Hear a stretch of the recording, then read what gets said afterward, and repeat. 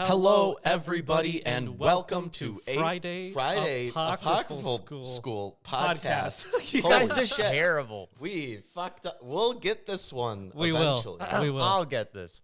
Hello, everyone, and welcome to Friday Apocryphal Podcast. Your one-stop shop for everything Friday, Apocryphal, and podcast. Whatever and that boy, is. We both messed up there. We're awful. I said it so eloquently, too. Oh, I'm so happy to have a mic. Yeah, but that's after the fact. Yeah, I think Retrospect is great, man. So, I think that our vocal cords have literally been conditioned to the Just say Sunday you know, in you're, school. you're not wrong. Well, boy, do we have a show for you today. Yeah, we can barely say, I can barely say the word atheist without thinking Sunday school directly afterwards. Oh, man, you should get that checked out. Yeah, it's pretty bad. Oof. Also, I just remembered this. I am wearing a shirt with green on it, so that goes right through. It looks like you're wearing a shirt with white on it. Yeah, I know it does. Kind of looks like you've got some holes. I do have some A holes. whole lot of holes. You know, Dule Hill was in that. Holes? Yeah. Okay. Thanks. You're Well, welcome. Exciting things. Well, why don't we hop into our Friday Apocryphal podcast? Yeah. I assume you And- don't want to do announcements or anything. No, not really any announcements. Except for obviously We do that on Sunday more. the new mic stuff. Oh, yeah. Look at this. This is awesome. So if you didn't tune in to Milwaukee Atheists Live, our other channel, which you should tune into. It's just general kind of like hangout streaming. We're just chilling with you guys We didn't over do a there. stream for like 9 months either. Yeah. Now that we have a while. way to proc between them a little easier, maybe we'll use it. I mean, I could use Yeah. it. but we Who did wants a some nihilist rants? Sure, why not? You can I throw mean, whatever you want on there. I don't care. It's not that Whatever it's you want. pointless. but It's subjective. Yeah. so that's subjectivism, not nihilism. But Nihilist anyway, subjectivism, whatever. Let's do But it. anyway, we streamed on that channel a mic test of our new sound equipment, and hopefully those of you who are complaining about us being quiet can now hear us a little better. Yeah, hopefully that's all fixed because this stuff was expensive, and I think it looks really nice, and it sounds really nice. Yeah, and it's got that good mic feeling to it, Yeah, it's like a real mic. like an actual microphone. Yeah.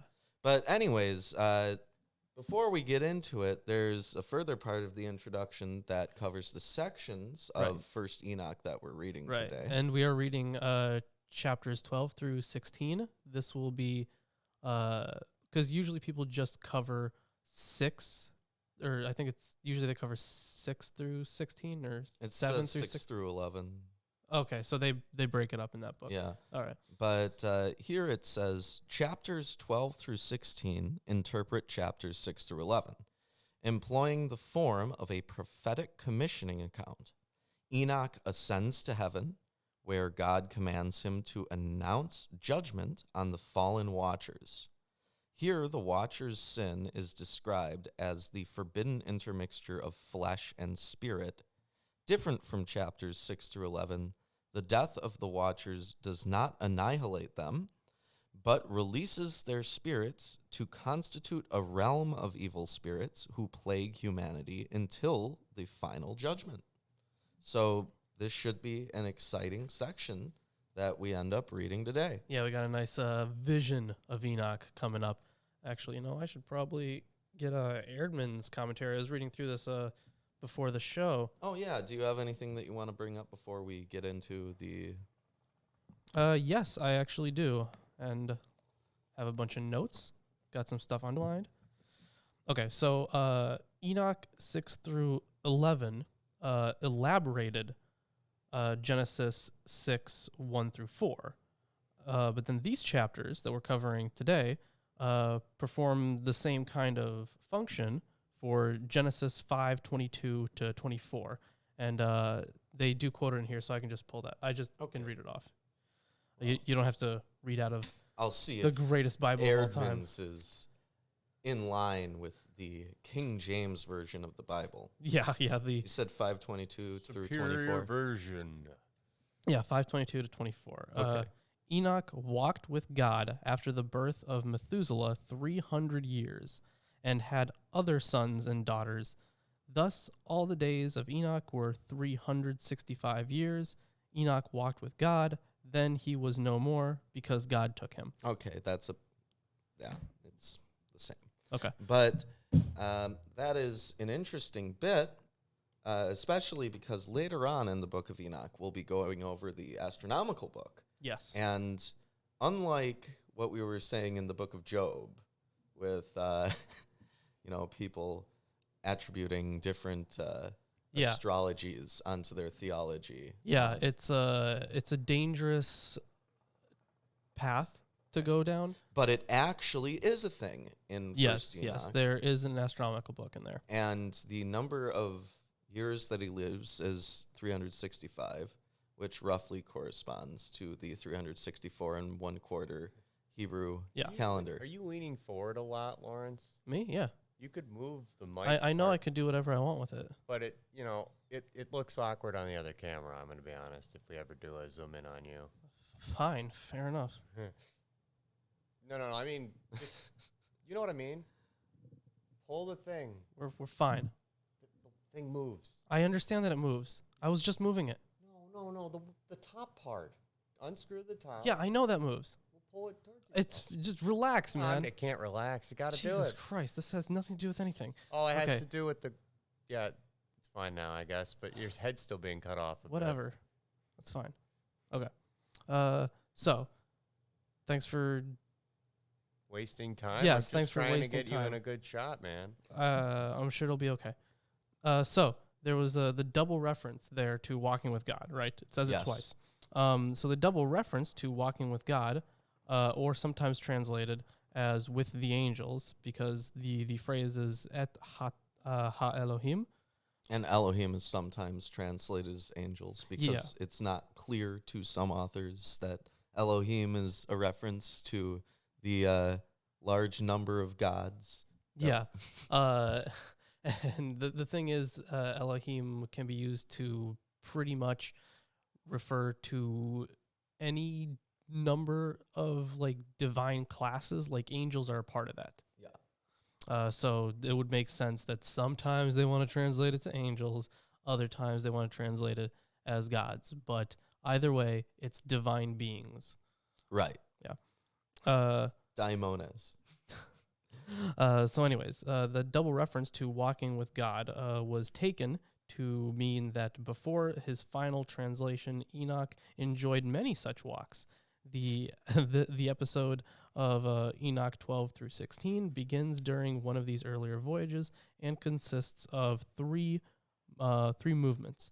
First, Enoch condemns the Watchers. Then Enoch intercedes for the Watchers. And lastly, Enoch again condemns the Watchers.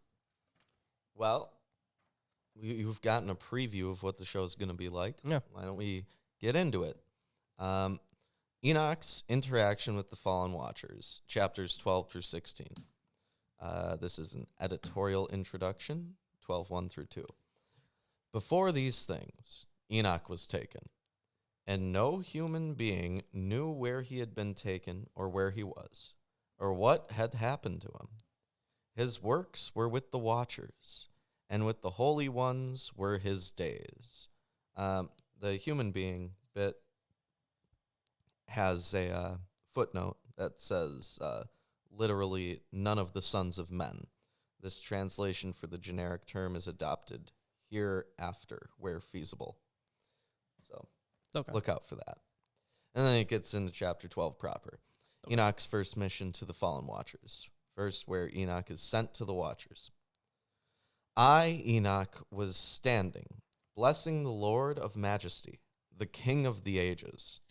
And look, the Watchers of the Great Holy One called me, Enoch the scribe, and said to me, Enoch, righteous scribe, go and say to the Watchers of heaven, who forsook the highest heaven, the sanctuary of their eternal station, and defiled themselves with women, as the sons of earth do, so they did and took wives for themselves. And they worked great desolation on the earth. You will have no peace or forgiveness. This is in a little quotation. This is what he's supposed to say. Okay. And concerning their sons, in whom they rejoice, the slaughter of their beloved ones they will see, and over the destruction of their sons will they lament and make perpetual petition, and they will have no mercy or peace. Then Enoch is sent to Asael, and this is the beginning of the 13th chapter. Do you want to switch every chapter? Or Yes, I well, maybe. It depends on how long they are. But I do want to talk a little bit about what we just read. Okay. So in what we have just read, Enoch is remarkably exalted. Like he's the messenger. Like he has to be the one to talk to the angels. Right. And like from there's God. no other figure in the biblical canon who is sent to communicate to angels. No other on God's human behalf. figure, yeah. Right. And traditionally, the messengers of God are the angels. Yeah, exactly. But they're all out of commission. They're all AFK. So in the angelology, we might be able to ascertain that the angels are the primary messengers, and the humans are like a backup plan, right? Or at least the righteous scribes. Right, the among righteous scribe, yeah. humans. And let's talk a little bit about, what he is there to condemn now. So as it notes in Erdman's commentary, Enoch is also informed that the Watcher's children will die before their eyes, no matter how much they might protest. This makes Enoch a herald of Michael's actions in the previous section. That's 10, 11 through 13. And Enoch goes and first tells Asael that he is to be bound forever without hope of clemency because of his forbidden revelations to humanity. Again, So 10, 11 through 13, just in case you didn't see the previous show, Sure. it says, to Michael, God, said, "Go, Michael, bind Shemahaza and the others with him, who have mated with the daughters of men, so that they were defiled by them in their uncleanness. And when their sons perish and they see the destruction of their beloved ones, bind them for 70 generations in the valleys of the earth until the day of their judgment and consummation, until the everlasting judgment is consummated. Then they will be led away to the fiery abyss and to torture and to the prison where they will be confined forever." So Yeah. that's at the end of days, basically. well, that's 70 generations. exactly. We're gonna get into 70 So is generations. there a stuff. So with reason for that? It's there.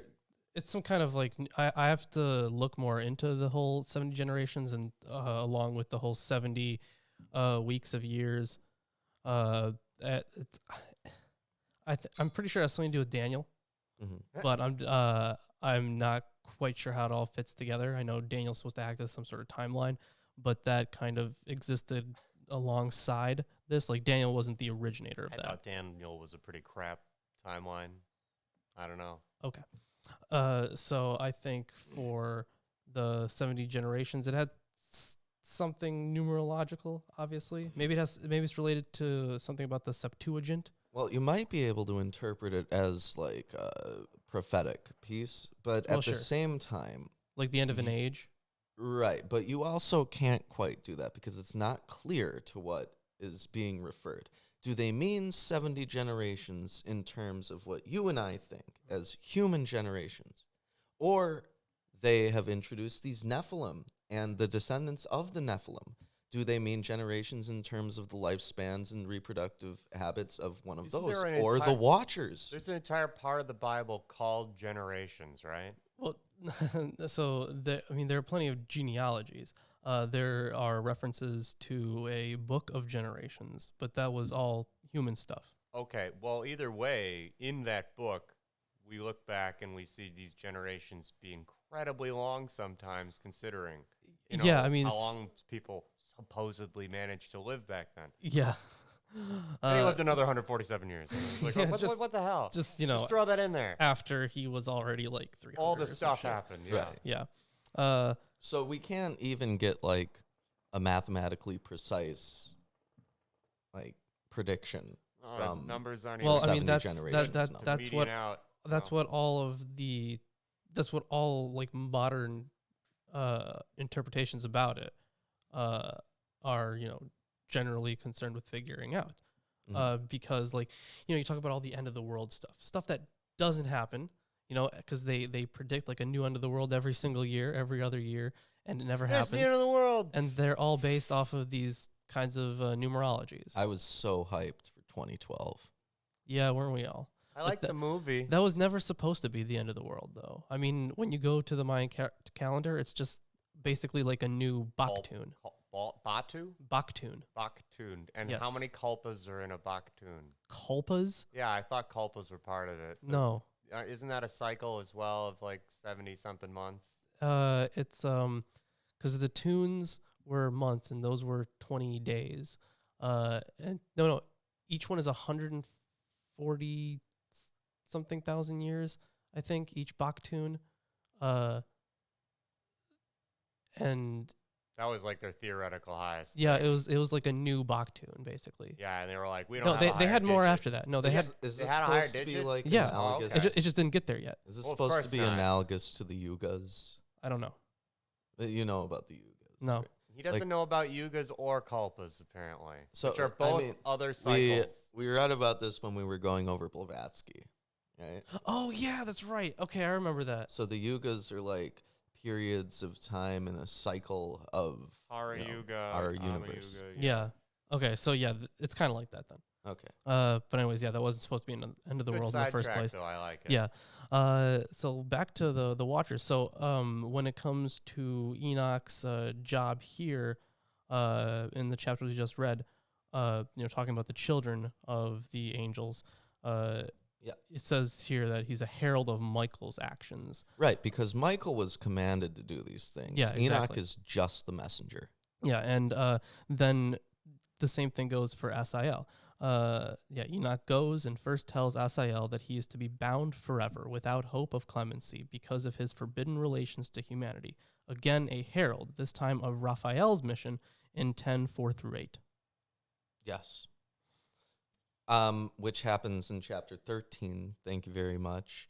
But why don't I get into chapter 13 Fine. then? If you're enjoying the stream so far, drop a like and share it around. So chapter 13 is only 8 verses. I'll hand it off to you at 14. Sure. Enoch is sent to Asael. 13:1. And Enoch, go and say to Asael, you will have no peace. A great sentence has gone forth against you to bind you. You will have no relief or petition because of the unrighteous deeds that you revealed.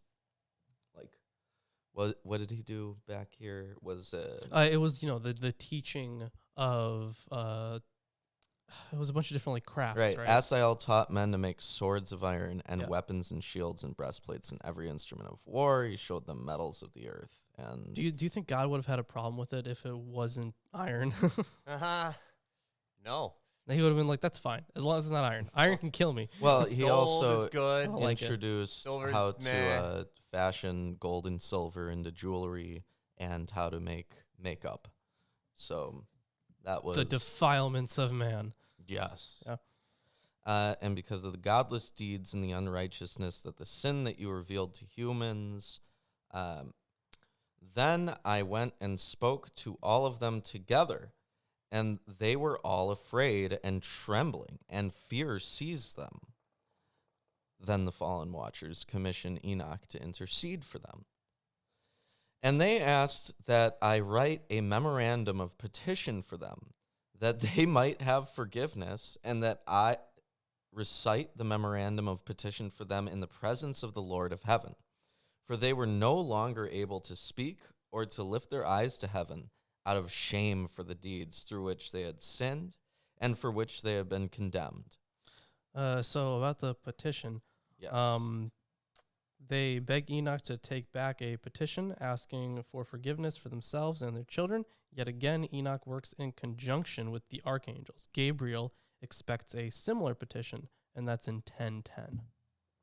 Yes. And Obviously God isn't going to do this because in the previous bit he said outright they will have no mercy or peace. Yeah.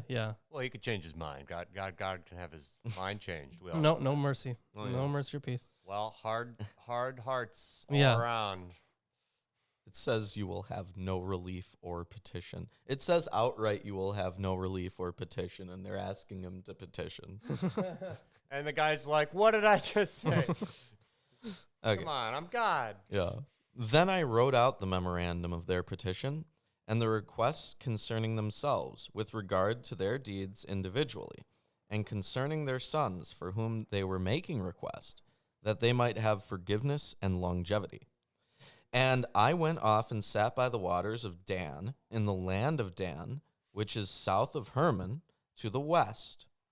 I recited to God the memorandum of their petition until I fell asleep. Then Enoch ascends to heaven, and as a second commission to preach to the watchers. And look, dreams came upon me, and visions fell upon me.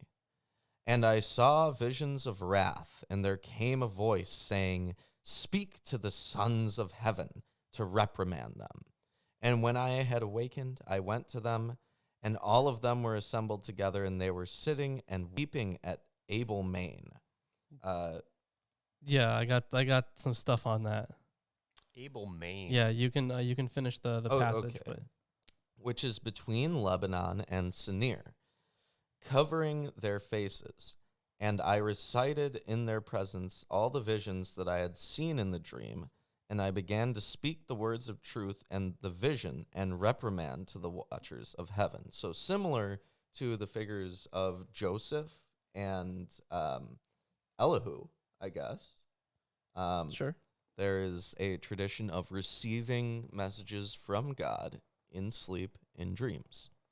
So about Abel Main. So the text is apparently corrupted, and he might have like some brackets around it, maybe.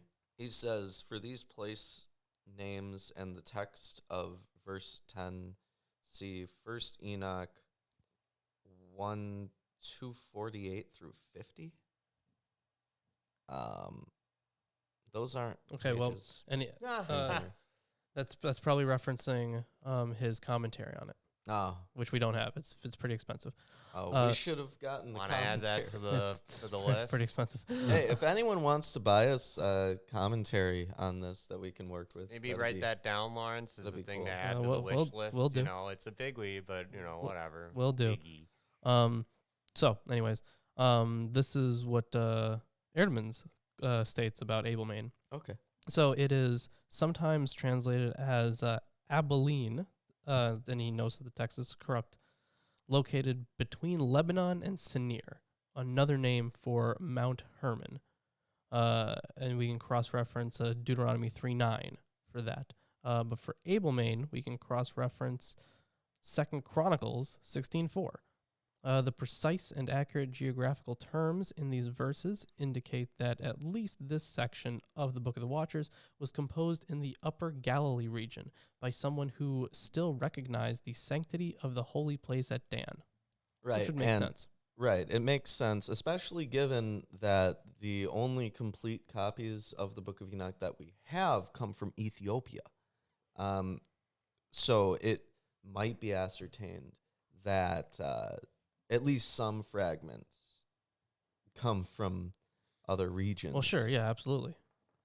Right. Like, I don't think they were written in Ethiopia. Right. Why don't you take over for Yes. chapter 14 and I'll go into Erdman's. Is there no... Did you outline things that I should look for? Yes, I did. Okay. All right, so where are we? Chapter 14? Yes. Okay. The book of the words of truth and the reprimand of the watchers who were from of old, according to the command of the great Holy One, in the dream that I dreamed.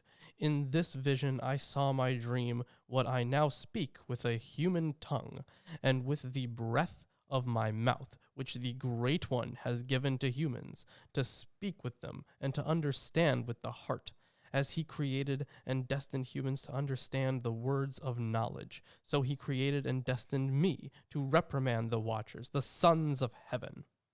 I wrote up your petition, probably in vain, and in the When vision, doesn't he? yeah, and in the vision it was shown to me thus, that you will not obtain your petition for all the days of eternity, but judgment has been consummated in the decree against you, that from now on you will not ascend into heaven for all the ages. What verse are you on? 5? Okay. Tell me when you get to verses 8 Yeah. and 24. Okay. Okay. Yeah, that from now on you will not ascend into heaven for all the ages, and it has been declared to bind you in bonds in the earth for all the days of eternity, and that before these things you will see the destruction of your sons, your beloved ones, and that you will have no pleasure in them, but they will fall before you by the sword. Accordingly, you will not obtain your petition concerning them. So why did you write one up, man? Nor concerning yourselves. You know it wouldn't work. You will be petitioning and making supplication, but you will not be speaking any word of the writing that I have written. And now we get into Enoch's ascent and vision, and this is verse 8. Okay, so Eerdmans Has a has a little bit on this yes. that I'd like to get into. It says, the long section following consists of a book of the words of truth, the reprimand of the eternal watchers, in accordance with the command of the great Holy One in the dream which I saw. Yeah. In other words, our scribe's authentic transcript of his heavenly visions, subsequently read out before the rebel angels. So, this is supposed to be an account of Enoch's dream. Yeah. And it goes on for quite a while. It goes on until verse 24. But before we get into it, just so I don't interrupt it, because it is a bit captivating. Yeah, it really is. It says here, whatever this remarkable passage owes to Ezekiel 1 and 10, its account of an actual ascension and its detailed description of heaven are unprecedented in Judaism and became models for later Merkava mysticism. Striking similarities between the latter part of this vision and Dan 7:9 through 10 have also been long noted, but the direction of likely literacy dependence has reversed since the DSS indicate a pre-Maccabean date for the first Enoch booklet. Yeah, and it's important to remember that Daniel is written probably during the what was it called, the Bar Kokhba rebellions? I think so. Yeah, I'm not sure. Okay, well, it was written during the Maccabean period, so this is pre-Maccabean. It goes on to say, within the Book of the Watchers itself, however, the narrative functions of this throne vision is chiefly to authenticate Enoch's message in the eyes of the Watchers, since they would surely detect the fake if his heavenly descriptions were not accurate. Right. So it mentions Daniel 7:9 through 10. Yeah. So I'm going to find It's closer to the end of the Old Testament. it's closer to the end. Yeah. Is it after Jeremiah? I think it's one of the last books. But yeah, go ahead, flip through that. Okay, I found 7. Great. 7:9 through 10. So Daniel 7:9 through 10, which we haven't gotten to on We haven't Atheist gotten to it Sunday yet. School yet, Oh, but we will. 7:9. next year. That is my understanding of chronological 2021, time. everybody. So Look forward to that. Daniel says he's talking about night visions. Yeah. So dreams. I beheld till the thrones were cast down, And the Ancient of Days did sit. Ancient is capitalized. Yeah, Ancient of Days, the title is actually El Olam, Oh, the everlasting one. okay. Whose garment was white as snow. Actually, I could be wrong on that. I just know that they're very similar because it sometimes translated to Eternal One, but I know that the same identification is used for El. Mm-hmm. Yeah. Barcoba Revolt is completely Oh, separate I'm thinking of from the wrong one. Maccabean Revolt. Okay, I'm thinking of the wrong Yeah. one. Okay. But it goes on to say, the Ancient of Days did sit, whose garment was white as snow, and the hair of his head was like the pure wool. His throne was like the fiery flame, and his wheels as burning fire. A fiery stream issued and came forth from before him. Thousands ministered unto him, and 10,000 times 10,000 stood before him. The judgment was set, and the books were opened. Okay, so yeah, you're going to see a lot of what you just read near the end of this section. So we'll get to that, and this is very captivating. Yes. So we can, and I think your version has beholds in it, doesn't it? Well, Yes, it starts off with, Do we track those on this one? yours it doesn't probably matter. says Okay. look. It does say look. I'm going to get a little more coffee while you're reading. Okay. I got it. I can get it. Okay. All right. Anyways, let's see. In the vision, it was shown to me thus. Behold! Clouds in the vision were summoning me, and mists were crying out to me, and shooting stars and lightning flashes were hastening to me and speeding me along, and winds in my vision made me fly up and lifted me upward and brought me to heaven. And I went until I drew near to a wall built of hailstones, and tongues of fire were encircling them all around, and they began to frighten me. And I went into the tongues of fire, and I drew near to a great house built of hailstones, and the walls of this house were like the stone slabs. And they were all of snow, and the floor was of snow, and the ceiling was like shooting stars and lightning flashes, and among them were fiery cherubim, and their heaven was water. And Hold on.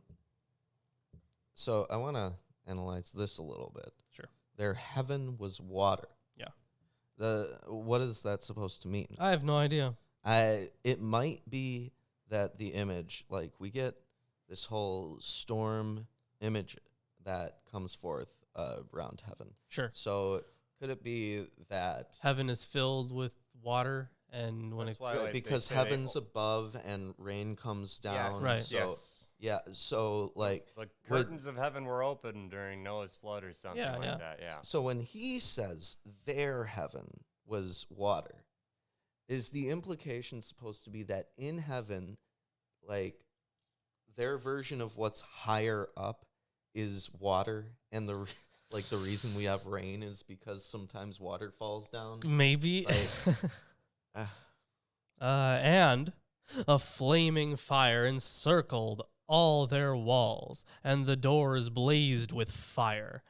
And I went into that house, hot as fire and cold as snow, and no delight of life was in it. Fear enveloped in me, and trembling seized me. And I was quaking and trembling, and I fell upon my face, and I saw in my vision, and look, yours says, behold, another open door before me, and a house greater than the former one, and it was all built of tongues of fire. All of it so excelled in glory and splendor and majesty that I am unable to describe for you its glory and majesty. Its floor was of fire, and its upper part was flashes of lightning and shooting stars, and its ceiling was a flaming fire. I love it when authors do this, where they're like, it was so great, I can't even explain it to you. Let me go on to tell you all these details. Yeah. And you know, this is so far sharing a lot of similarities with the other house. Yes. So we like so far it's Very similar. Well, there's only so many, like, cosmological images that you could possibly draw from. Sure, yeah. Yeah, there was a ceiling of flaming fire. And I was looking, and I saw a lofty throne. Now, this is the difference. And its appearance was like ice, and its wheels were like the shining sun, and the voice, or sound, of the cherubim. And from beneath the throne issued rivers of flaming fire, and I was unable to see it. What? It says I was unable to look upon it further. Okay. That makes more sense. Like- Because if you couldn't see it, How how are you are you describing it? it? I mean, Cena? the implication is that it's very bright. Yeah. The great glory sat upon it. His apparel was like the appearance of the sun and whiter than much snow. So there's, like, a direct correlation to the bit from Daniel. And it gets even better. No angel could enter into this house and look at his face because of the splendor and glory, and no human could look at him. Flaming fire encircled him, and a great fire stood by him, and none of those about him approached him. Now this is the best. This is the clincher. 10,000 times 10,000 stood before him, but he needed no counselor. His every word was deed. Now, how close is that to what you read in Daniel? Yeah, that's Is that verbatim? That's- Almost? Almost. verbatim. So was Daniel written before or After. after? So the authors of Daniel Clearly read this. clearly read this. Yeah, I think so. Yes. And the holy ones of the watchers who approached him did not depart by night, not by day did they leave him. Until now, I had been on my face, prostrate and trembling. And the Lord called me with his mouth and said to me, Come here, Enoch, and hear my words. And one of the holy ones came to me and raised me up and stood me on my feet and brought me up to the door. But I had my face bowed down. And that is the end of chapter 14. So there's a little bit of commentary on this bit here in Eerdmans, but it also goes into chapter 15:1. So why don't you read 15:1 Okay. as well? But he answered and said to me, and I heard his voice, Fear not, Enoch, righteous man and scribe of truth. Come here and hear my voice. So Eerdmans goes in to say, the superiority of Enoch's wisdom over that of the watchers is again an unspoken theme. The righteous scribe is granted full access where no angel and no flesh dares to go, in verse 21, but only the holiest of the holy ones, verse 23. The revelations granted to Enoch there must surely be superior to whatever knowledge the watchers might boast. And then it goes on into chapter 15. But I think that's an interesting bit where now Enoch has actually been given a technically higher authority Yeah. than these angels. Yeah, because these angels are assholes. Now, he even They're has a like, higher authority. These humans are going to come in and take our gerbs. Not my He gerbs. even has a higher authority than the archangels Yeah. because he knows things that the archangels don't. And he is even pretty much commanding the archangels in a way. Yeah, essentially, he's sitting at the right hand of the seat of God. Yeah. Right? He's the second in command over everything that's going on because he has access to more information than anyone else. And we're going to learn about that in chapter 15. Do you want to check over chapter 15? Yeah, I'll take it over. Yeah. And then chapter 16 is also pretty short. Why don't you take Eerdmans? We don't have to reference Dead Sea Scrolls today, No, do we? no, we don't. Okay. Okay, chapter 15. Section 2. Yes. Go and say to the watchers of heaven, who sent you to petition on their behalf? You should not petition in behalf of humans, and not humans in behalf of you. Why have you forsaken the high heaven, the eternal sanctuary, and lain with women, and defiled yourselves with the daughters of men, and taken for yourselves wives, as done this, and done as the sons of the earth, and begotten for yourselves sons, giants. You were holy ones in spirits, living forever. With the blood of woman you have defiled yourselves, and with the blood of flesh you have begotten, and with the blood of men you have lusted. And you have done as they do, flesh and blood who die and perish. So the thing about these verses, obviously the logic is that angels are immortal and don't need to procreate. Humans are mortal and need to procreate. And this same logic is actually used in Luke. Let's see, this is exactly the same logic is implicit in Jesus' teaching about marriage in the resurrection age. And we can cross-reference, especially Luke 20:34 through 36. That's all I have to say about that. Okay.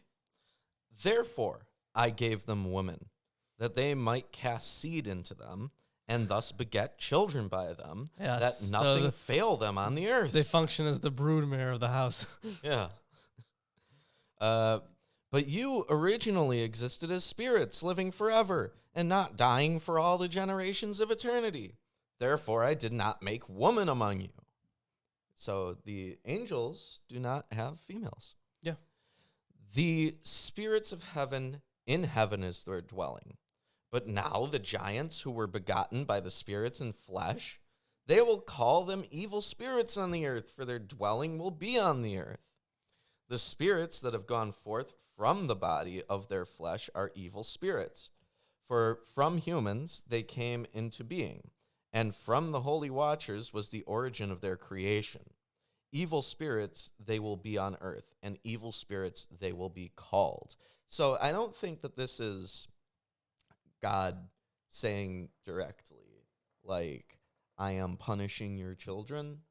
I think it's more of him saying, like, the fact that you introduced these offspring, They're into the world, abominations. it's going to become a problem for people, and it's Yeah. going to screw things up. Yeah, and here's some more stuff on I that. think this relates to the biblical evil spirits that are occasionally brought up. No, Not at all. I don't think so. Or perhaps the writers of the Bible were at least acknowledging that this is a possible way of referring to them, perhaps? I doubt it. You're skeptical of Yeah. that, okay. So I'm also skeptical of that, but given that there is no other explanation. I mean, they do just seem to refer to these things like we know about them sometimes. And sure, but I this mean, gives every it's not a canon, obviously, but this gives some framework for them to have a reference culturally at the time. That it's not even to suggest that they're referring to the same things. well, yeah, but I mean, like every religion had some sort of spirits or demons or something like that. Like that, they don't need to be connected in any sort of way. They just I just kind think of have that. they said evil spirits before in the Bible. Well, yeah. You know, when we I were know reading, that's pretty vague, but that when- is the phrasing. right, when we were reading through the Bible, there were various points where they were like an evil spirit from God, or Oh, something like that. okay, I see. Evil spirit from That's God. quite That literally happened what I like mean. okay. Right, that happened a few times, and there is no other explanation anywhere sure, in okay. there I for see what you're getting that's at, okay. supposed to be. It's like it's filling in potentially some of the blanks in their own canon for me, even if it's not, intended. Okay, I see what you're getting at. All right. Then yeah, that makes it more likely because I did forget about those. Why don't I keep going? The spirits. I mean, I have a little bit of stuff on okay. the. Why don't you get into that? Although it would be kind of weird for an evil. So if they're referencing the giants as evil spirits from God, but they also are talked about things that have to be killed. They are like corporeal things, right? So in the Bible, when an evil spirit of God came, into someone, like that's much less corporeal. That's why I thought it was like a fallen angel or something, basically. My guess is that, this part is describing the process by which those evil spirits manifested and that they may or may not have a corporeal form. And nothing about this suggests that they do or don't, so I'm not making any claims. Maybe that's something we can do a video on. Well, I mean, you got to remember that it's not just the giants. So in 7:2 of First Enoch, Sure. It says they conceived from them and bore to them great giants, and the giants begot Nephilim. Right, and right. to the Nephilim were born Eliod. Right, but So if all of this- these descendants are referred to as evil spirits, Mm. then there would be a different situation than just if these giants specifically are the evil spirits. Well, this still doesn't make sense with the whole, like, these are too viewed as being corporeal. Mhm. So it's still, it wouldn't, like, exactly fit in with that. Mhm. Like, No, I mean, I understand what Lawrence is saying with the whole doesn't have a physical form possession. Absolutely. And the part that you're reading now, like I said, doesn't specifically state whether they got a physical form or not. It well, the just thing is, I think it states- assumes that they have a physical form. Well, I I don't think know. that the lack of a physical form is central to this piece of the text because the whole point is that they have corrupted themselves by combining spirit with flesh. No, there's no, but the whole thing is that that part would go the- against what I'm saying. here. Okay, let's read this. It is revealed to Enoch that the souls emerging from the that the souls emerging from the slain giants will remain upon the earth as evil spirits. Yes, that's So what it's I not was that saying. the giant itself is the evil spirit; it's that his soul Right. is the evil spirit. Right, because it's not welcome. It's not human and it's not an angel. That's right. And It's it's a immortal creation of and mortal. the angels. Yeah. Yes. So Okay. Nephilim are kind of, when they die, are like ghosts Yeah. or evil spirits, I guess, is basically what they're trying to say. So, and then there's even more on this, and that these demons will torment humanity with quote without incurring judgment until the day of the end, when the watchers and the wicked will be condemned. Suppose this also goes with the devils, imps, demons, etc.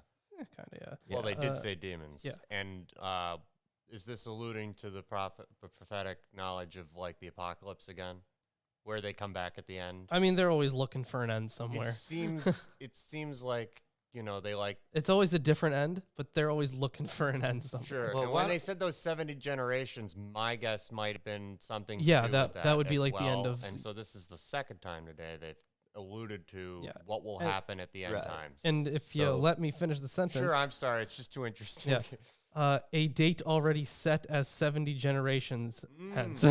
Wow, I'm Mhm. on point. So let me keep going here. The spirits of heaven, in heaven is their dwelling, but the spirits begotten on the earth is their dwelling. And the spirits of the giants led astray, do violence, make desolate, and attack and wrestle and hurl upon the earth and cause illnesses. They eat nothing, but abstain from food and are thirsty and smite. These spirits will rise up against the sons of men and against the women, for they have come forth from them. So, Zombies. no, I mean, it looks like, Ghosts. the humans want to stay on top on Earth, right? And if you bring a half angelic being into the equation, you have something that's much more powerful. Right, it doesn't need to eat. Yeah. And it could just destroy shit. I mean, I don't want to have to bring D&D into this, but when you add the template for a divine stat, you're right. You shouldn't be in your campaign unless you're playing an epic level campaign, because what the hell? This thing is immune to goddamn everything. That'll help me when I reach Divine status yeah. 3 or rank 0. I mean, I already have like a +5 to Oh, my in divine. game? Yeah, that's haha. So, yeah. unlike a lot of the stuff in Judeo-Christian mythology, there is a logic to this, right? The giants are artificially imposed on the earth by the Watchers. Yes. Mhm. And, And then when they beca- die, And first, they're led astray. They live bad lives on earth because they are unlike those around them, Sure. and they don't belong there.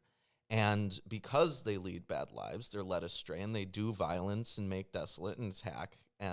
And then when they die, when they are slain. when they're slain, their spirit remains there and continues to do the same Here's thing. a Yeah. stupid So- theory, but it super ties in. What about literally Goliath? David kills Goliath, and then later, I don't know how much later, but Psalm is is it possessed by an evil spirit? You said Isn't it no. Solomon?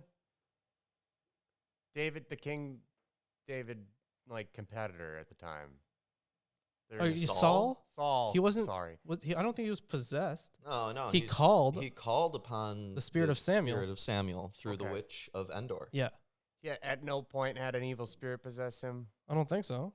Maybe. No. All right. Well, I I'd don't have to remember that. double check that. Yeah. But Well, it he was sounds- losing his mind. he was losing his mind. I remember. Right. Yeah, he was. I remember that, and they may or may not have blamed evil spirits in one of the 4 translations that we had at a certain disconnect. Right. And, this is vaguely in line with the demonology, right? Because they cause illnesses. Yeah. And traditionally, illness was seen as an invasive spirit coming into the body. Right. So that raises the question, though. Why would they be referred to in the Bible as evil spirits from God if it's strictly not from God? They're certainly part divine, but they're not of God. Maybe it's an issue with the translation of Elohim. Maybe. I don't know, but that is the biggest issue that we have with a full correlation between those two topics. Is the fact that we don't have any specific thing that calls out spirit of God, evil spirit of God. If we did, that would make it a lot easier, but I still like the correlations. Sure, this is something we can definitely look into. I think it's noteworthy, too, that if you take this into account and include it within your headcanon, the victories of some of the Jewish leaders, like David beating Goliath, or there were other points where they attacked descendants of the Nephilim. For sure. Yeah. Those are taken away from.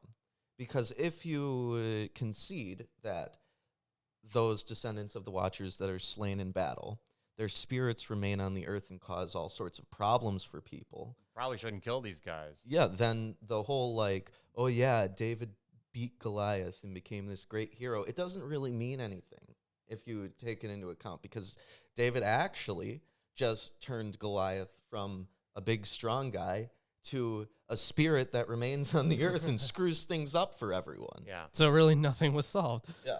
Sure. And I know think they've referenced wiping out entire cities of Nephilim before. I don't even want to consider the ramifications according to this. Here's something on the demonology aspect of it, though. Oh, all right. So the demonology found in 1 Enoch 15:8 to 16:1 became standard among Christian writers of the 2nd and 3rd centuries and could still be appealed to by Eusebius in the 4th. So that's something. Yeah. Well, 16 is pretty short, so why don't I get into it? Yeah. 16:1. From the day of the slaughter and destruction and death of the giants, from the soul of whose flesh the spirits are proceeding, they are making desolate without incurring judgment. Thus they will make desolate until the day of the consummation of the great judgment, when the great age will be consummated. It will be consummated all at once. Right. So, this continues with, by killing Goliath, really, David should have waited for Goliath to die of old age, because if he's slain, then his spirit remains on the earth until the day of judgment. Yeah. He's got to wait. That's a balls thing. You should have just waited for him. Yeah, I do believe. Yeah, that's a big, if he was actually a giant, in one the of metaphysical the things sense. that I recall is that perhaps he's not a Nephilim I don't Rephaim. think he was. He was just I think big scary dude. But I do think he was related to the Rephaim. I think he's a descendant of the Rephaim. I do remember they talked a little about his lineage. There was a point in the Bible where I forget who was in charge, but one of the warlords in there. It's like a 16th giant is my guess. He went around and he attacked a city where people were descendants of the Nephilim. Mm-hmm. And it said that this city was where Goliath came from. That's what I mean. I forget exactly which book it was in, but I do remember it being there. Definitely. Me too. Why don't I remember that? Okay, yeah. Your memory's not as good as Ruben's and ours. Fair enough. No. I have a bad memory, yeah. You know that. We're here to help. Right. But yeah, that's definitely. Yeah, well, let's Google that after the show. I like this topic. Yeah. This is a good one. Okay. Why don't I continue? And now say to the watchers who sent you to petition in their behalf, who formerly were in heaven. You were in heaven, and no mystery was revealed to you, but a stolen mystery you learned. And this you made known to the woman in your hardness of heart, kind of like Pharaoh. And through this mystery, the woman and men are multiplying evils on the earth. Say to them, you will have no peace. So, what began... That's it? Yes. Wow, 16 was short. Yeah. What began as a proud rebellion back in chapter 6 ends in utter humiliation. Only now do the watchers learn that their wisdom encompassed far less than they thought, and that what little they did know was essentially worthless. Even the exasperated archangels of chapter 9 did not know the secret, believing that Asael had, quote, revealed the eternal mysteries created in heaven in 9:6. God was a step ahead all the time. Yep. And obviously because he doesn't require any counsel. Sure. And that's the end of the sections that we're Yeah, reading today. that's the end of it. Do you have any further commentary you wanted to get into? Not particularly, honestly. That was I mean, we pretty much covered everything. Mm-hmm. Yeah. And we had a good discussion. Yeah, we did. Yeah, we did. Hold on. There is a bit in here. I guess I'll read because it's relevant. It says, the commission of Enoch. This is from The Apocalyptic Imagination, an introduction to Jewish apocalyptic literature by John J. Collins. It's a really good book. J.J. Collins is a leading scholar of Jewish apocalypticism, so I very much recommend that book. Okay, good. Enoch is given a message to take back to the Watchers. You should petition on behalf of humans, not humans on behalf of you. The Most High goes on to spell out the problem with the Watchers. They were holy ones living in heaven as spirits who were immortal and in no need of woman to procreate. But they have traded their immortal spiritual existence for immortal life defiled by blood. Implicitly, Enoch is the reverse, a human being who ascends to live with the angels. This may be the earliest passage in Jewish or Christian tradition that presents the heavenly angelic life as the ideal to which human beings should aspire.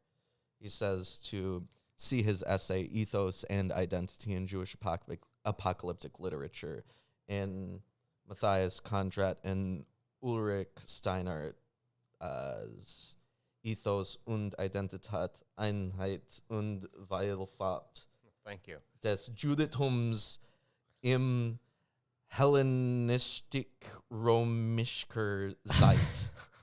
Amazing. Incredible. It also says, this passage also gives us the earliest reference to the origin of evil spirits in a Jewish text. Aha. Yeah, it would be the This earliest. theme will be more fully developed in the book of Jubilees. Jubilees, right? Okay, and that's something else we should probably read too. Yeah, we 'cause should definitely. He does go over You got a list Jubilees. for that? I mean, I think we have a list somewhere, but we And keep Jubilee's in it, obviously. yeah, we keep changing up like the list. Hey, audience, tell us what you would prefer us to read after we get done with Enoch. Yeah, we're thinking Maccabees. We were thinking Maccabees. We might do Jubilees. We might do Sirach. We might do the alphabet of Sirach. I think that should come after hilarious. Sirach, though, the alphabet. Right. Yeah. So let us know because, we're making content for you to consume. Consume it. Consume it. Get your daily dosage of Atheist Sunday School and Friday Apocryphal Podcast. Yeah. You get some of that. You Yep. need this. And especially now with our good audio, We hope it helps. this is welcome to Milwaukee Atheist ASMR. Oh, please. Please don't. We're not doing In the that. beginning, God created the heavens and the earth. Actually, it should be translated as when. Yep. Well, I think that's about all for today. Yeah, that is.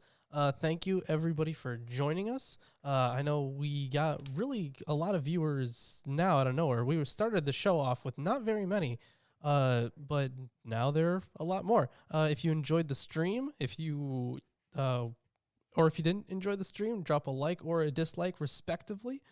And if you really enjoyed the stream, check us out on Patreon. Yeah. T-shirts. We have coffee Teespring. cups. Teespring. Teespring. T-shirts. Do we have coffee cups? Yes. Coffee cups. Hoodies. Hoodies. We have an Anything. armband yet? We got new shirts. We too. got new shirts. those new Behold shirts. I think they look pretty good. We got them like designed by Gamified. the They're Yeah. nice. actual designer. Yeah, you should all check out our new Behold shirts. They're actually legit. Yeah. All right, but yeah, thank you everyone for joining us. When we will see you on Sunday. Thanks for watching.